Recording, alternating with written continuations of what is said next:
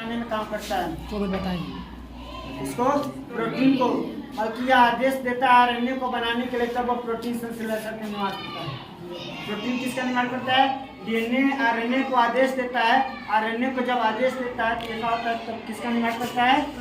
Protein का निर्माण करता है। अगर आरएनए जो होता है, तो डीएनए के बारे में जानेंगे, पहले इसको महत्व जानेंगे। तो डीएनए का अनुवांशिक पदार्थ होती है। कौन सी पदार्थ होती है? अनुवांशिक पदार्थ होती है। और आरएनए भी एक अनुवांशिक पदार्थ होती है। डीएनए भी और आरएनए भी क्या होती है? अनुवांशिक पदार्थ होती है, जो सजीवों के अनुवांशिक, यानी सजीव में जीव जंतु हों या मनुष्य है, पेड़ पौधे में डीएनए आरएनए पाए जाते हैं। और उसमें क्या होती है? अंतर होती है। जो हमारी धरती पर 3.5 लाख पौधे का नामकरण किया गया है, जो वैज्ञानिकों ने किया। 5 लाख था जिसमें 10 लाख जीव जंतु थे, जिसमें 5 लाख पादप में 3.5 लाख पौधों का नामकरण किया गया, जो कि छोटा से छोटा पौधा और बड़ा से बड़ा पौधा, और उसको नामकरण किया गया, अलग अलग उसको बांटा गया। जैसे वर्गीकरण किसे कहते हैं? वर्गीकरण यानी उसको जब उसको अलग अलग कर दिया जाता है। जैसे वर्गीकरण नहीं करते हैं तो हम लोग उस चीज को पहचान पाएंगे? नहीं पहचान पाएंगे। इसलिए क्या किया गया? उसको वर्गीकरण किया गया है। जंतु को जैसे आता है वर्ग आता है, साइंस में आता है, बायोलॉजी में वर्ग, कुल, वंश आता है ना जी। तो उसको कुल वंश उसको नहीं बांटा जाता, क्या हमारा पीढ़ी चलता है? नहीं चलता। अब देता है कि वो क्या करता है? सूचनाओं के एक पीढ़ी से दूसरे पीढ़ी में पहुंचाने का काम, यानी पहुंचाता है।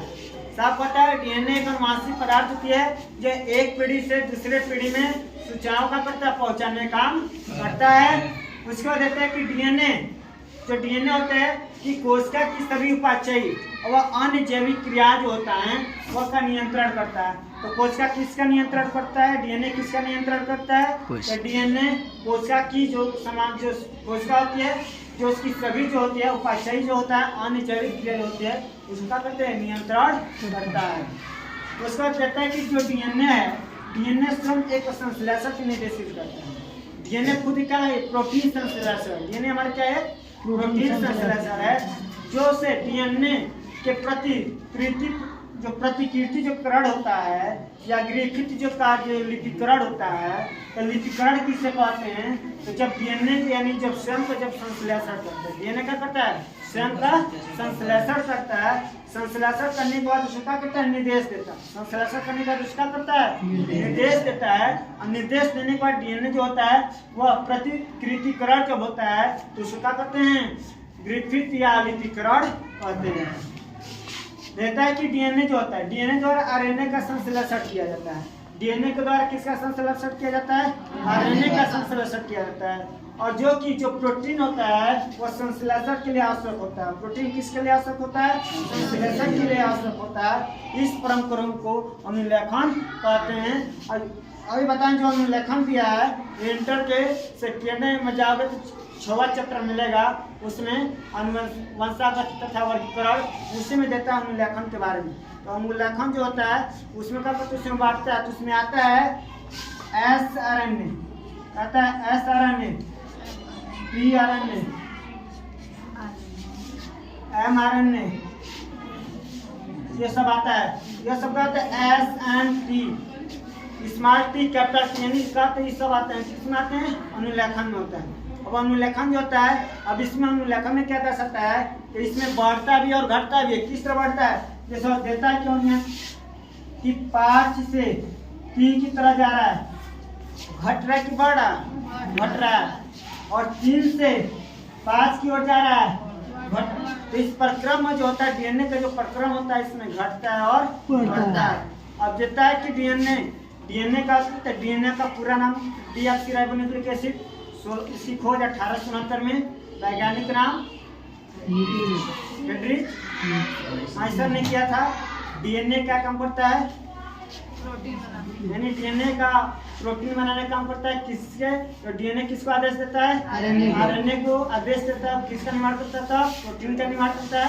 डीएनए प्रोटीन संश्लेषण का भी काम करता है।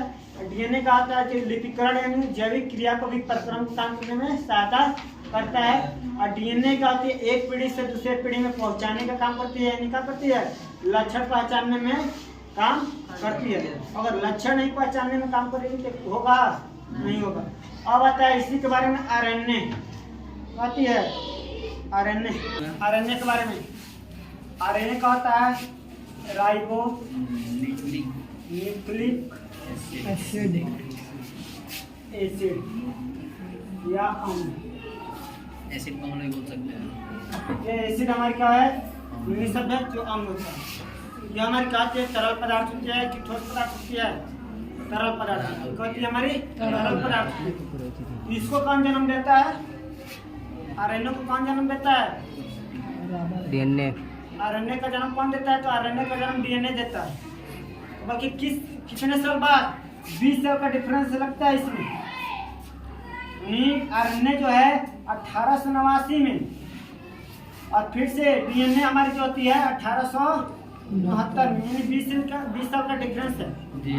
बल्कि जब 20 साल का डिफरेंस है तो इसमें आरएनए का जब खोज किया गया, तो यह खोज जैसे केंद्रक है, कोशिका में केंद्रक में जो कोशिका में क्या पाया गया है, केंद्रक पाया जाता है। जब केंद्रक पाई जाती है तो जो केंद्रक जो होता है वो क्या होती है, उसकी संरचना केंद्रक में क्या पाया गया है, केंद्रक में हमको क्या मिलता है, डीएनए हमको वहीं से स्थित होती है। कहाँ से होती है, डीएनए से कहाँ से, कोशिका से मिलती है। तुम देखोगे माइटोकॉन्ड्रिया,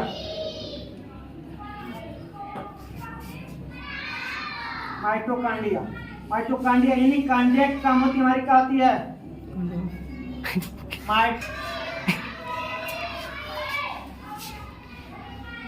माइटो प्लस कांडिया, माइटोकॉन्ड्रिया है ना जी। तो माइटो प्लस कांडिया, इसको संक्षेप किया गया है।